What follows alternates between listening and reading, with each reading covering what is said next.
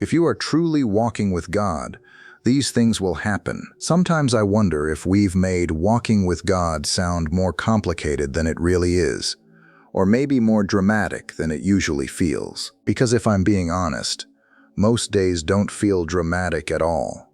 There's no thunder, no clear voice, no moment where everything suddenly makes sense.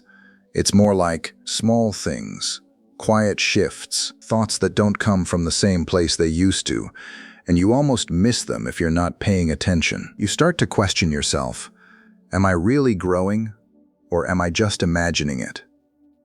Maybe you felt that too, especially in this season of life, when things slow down just enough for you to notice what's really going on inside. Not the version of faith people talk about, but the one you actually live with, day after day. And the truth is, walking with God doesn't always look the way we expect it to. It's not always loud, it's not always clear, and sometimes it doesn't even feel spiritual.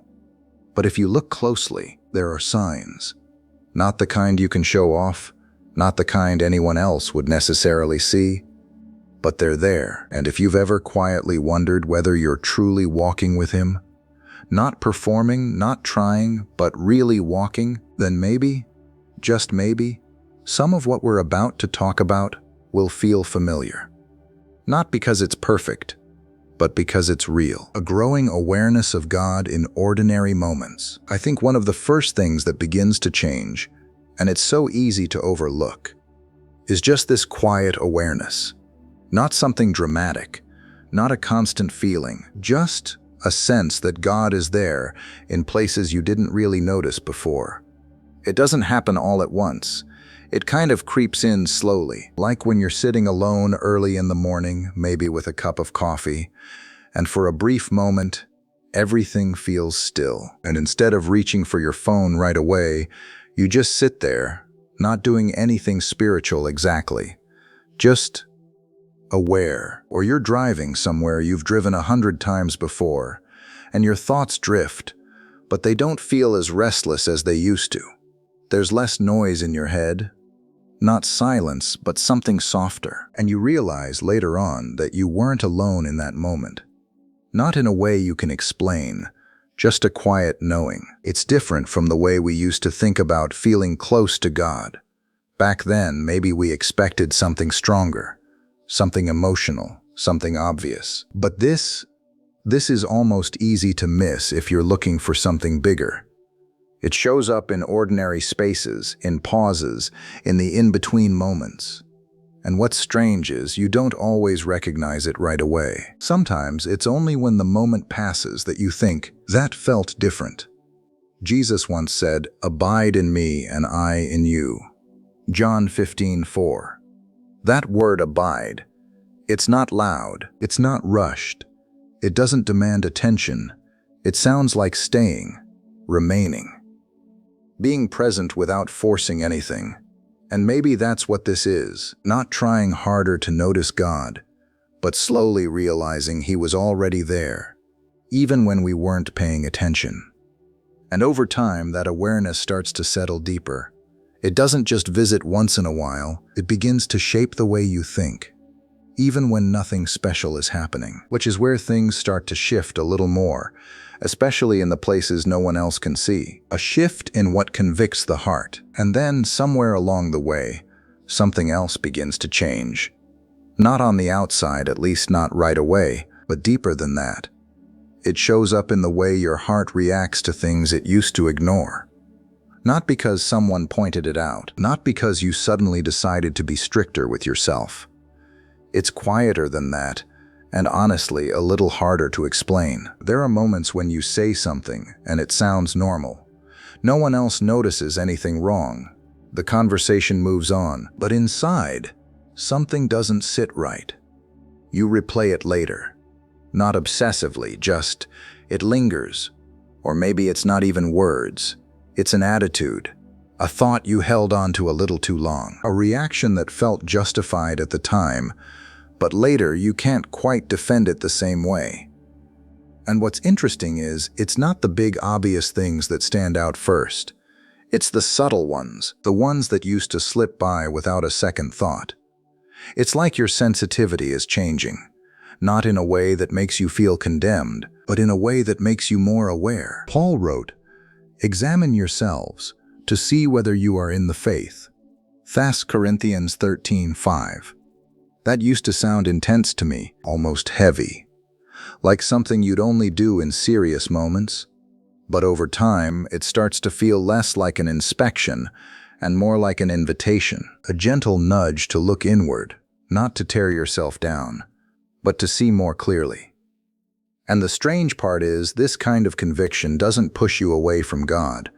It actually draws you closer, because it's not just about noticing what's off. It's about wanting something better, even when it's inconvenient. Still, it can feel uncomfortable. There's a tension there. You're not who you used to be, but you're not where you want to be either.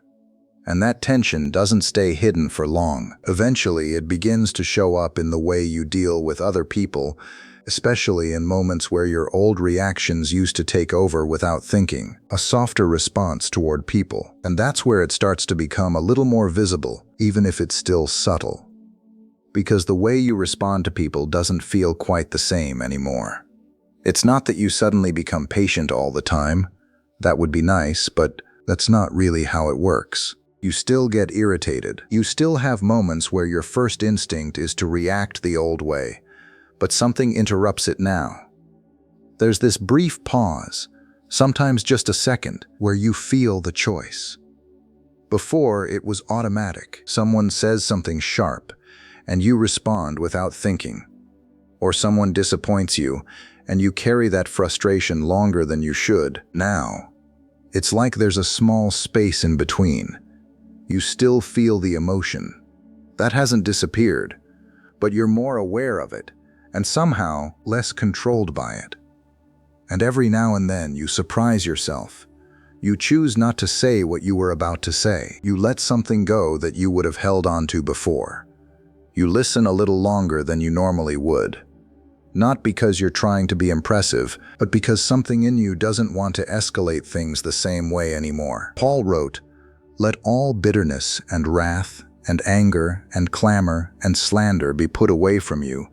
Be kind to one another, tender-hearted." Ephesians 4:31-32, that kind of tenderness, it doesn't come from effort alone.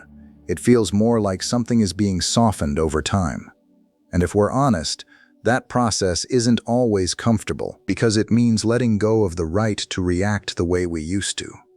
It means choosing restraint when it would feel easier to release everything we're thinking.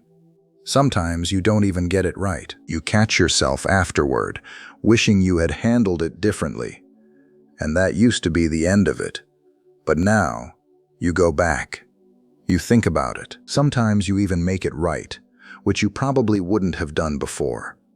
It's not perfection, it's progress, uneven, slow, but real. And what's interesting is, this softness doesn't make life easier. In some ways, it makes you more aware of how difficult people can be, how complicated relationships are. But it also changes how you carry those difficulties, because instead of hardening you, they begin to shape you in a different direction. And that's where something deeper starts to unfold, especially when life itself doesn't go the way you hoped. A different relationship with struggles. And then life does what it always does. It brings things you didn't plan for. Situations that don't resolve quickly. Conversations that don't go the way you hoped. Seasons that stretch longer than you expected. And if you think about it, this is where a lot of people quietly drift. Not all at once, but slowly. Because when things get hard, it's natural to start asking questions that don't have easy answers. Why is this happening? Why now? Why does it feel like nothing is changing? Those questions don't disappear just because you're walking with God. If anything, they can feel even more personal. But something begins to shift in how you carry them. Not that you suddenly understand everything. You don't. And not that the struggle feels lighter right away. Sometimes it feels just as heavy. But there's this subtle change in perspective. You start to notice that difficulty isn't automatically a sign that something is wrong. That's a hard realization, because for a long time we tend to associate peace with things going smoothly, and when they don't, it feels like we've missed something or done something wrong. But over time, that connection starts to loosen. James wrote, "Count it all joy when you meet trials of various kinds, for you know that the testing of your faith produces steadfastness." That verse used to feel almost impossible, like something meant for stronger people or for a different kind of faith. But maybe it's not about feeling joy in the moment. Maybe it's about recognizing that something is being formed, even when you can't see it clearly yet. Because when you're walking with God, struggles don't just disappear, but they don't feel as empty as they once did either. There's a sense, faint at times, that it's not meaningless, that something is being worked on beneath the surface. In your patience, in your expectations, in the way you respond when things don't resolve quickly. And sometimes that realization doesn't come during the struggle. It comes later, when you look back and notice how you handled something differently than you would have before. Still not perfectly, but differently. And that different, it matters more than we think. Because little by little, it starts to change how you approach the unknown. You don't need everything to make sense right away in order to keep going. And that's where trust begins to take on a different shape, quieter, less dependent on answers, but somehow more steady. A quiet, deepening trust without constant clarity. And that steadiness, it doesn't come from suddenly having everything figured out. If anything, you start to realize how much you understand. There are still unanswered prayers, still situations that don't resolve the way you hoped, still moments where you wish things were clearer, simpler, more direct. But something changes in how much you need that clarity. Before, it felt essential, like you couldn't really move forward unless things made sense. You wanted reassurance, some kind of sign that you were on the right path. Now, you still want that, of course. That doesn't disappear, but you're not as dependent on it. There's this quiet willingness to keep going even when things feel unresolved, not because you've stopped caring, but because something deeper has taken root. Trust in the Lord with all your heart, and do not lean on your own understanding. Proverbs 3:5. That line can sound simple when you read it, almost familiar. But living it feels different. Because it means letting go of the constant need to interpret everything. It means accepting that some things won't be explained right away, maybe not even in the way we expect. And strangely, that doesn't make faith weaker. It makes it steadier, less dependent on emotion, less shaken by circumstances that used to throw you off completely. You still feel uncertainty, but it doesn't take over the same way. There's a kind of quiet confidence underneath it. Not loud, not dramatic, just present, like you can take the next step even if you can't see very far ahead. And sometimes that trust shows up in small decisions, choosing patience when you'd rather rush, letting something unfold instead of forcing it, saying, "I don't know," without feeling like that's a failure. It's not about becoming passive. It's about becoming less controlled by the need to have everything mapped out. And over time, that begins to change what you pay attention to. Because when you're not constantly chasing clarity, you start noticing something else entirely. What actually matters and what maybe never mattered as much as you thought it did. A change in what feels important. And that shift, it's not loud either. It doesn't come with a big announcement or a clear moment where everything suddenly rearranges itself. It's more like, over time, certain things just start to lose their weight. Things that used to feel urgent don't press on you the same way. The need to prove something, to keep up, to be seen a certain way. It doesn't disappear completely, but it doesn't sit at the center anymore. You still live your life. You still care about your responsibilities, your work, your relationships. That part doesn't go away. But underneath all of that, something is being reordered. You begin to notice what actually stays with you at the end of the day. Not the things you accomplished, not the opinions you managed, but the quieter things, how you treated someone, how you handled a moment that could have gone differently, what was going on in your heart when no one else could see it. Jesus said, "Seek first the kingdom of God and his righteousness." Matthew 6:33. That used to sound like something abstract, like a phrase you were supposed to understand but couldn't quite define. But maybe it's less about adding something new and more about things quietly finding their proper place. Because when you're walking with God, it's not that your life becomes smaller. If anything, it becomes more focused. You don't feel the same pull toward everything that once demanded your attention. Some things start to feel unnecessary, even distracting. And that can be a little disorienting at first, because you look around and realize that not everyone is moving in the same direction. What feels less important to you might still feel very important to others. And you don't judge that, but you notice the difference. It changes how you spend your time, what you think about when things are quiet, what you return to again and again without being told to. And sometimes you can't even explain why certain things matter more now. They just do. And over time, that reordering starts to affect something even deeper.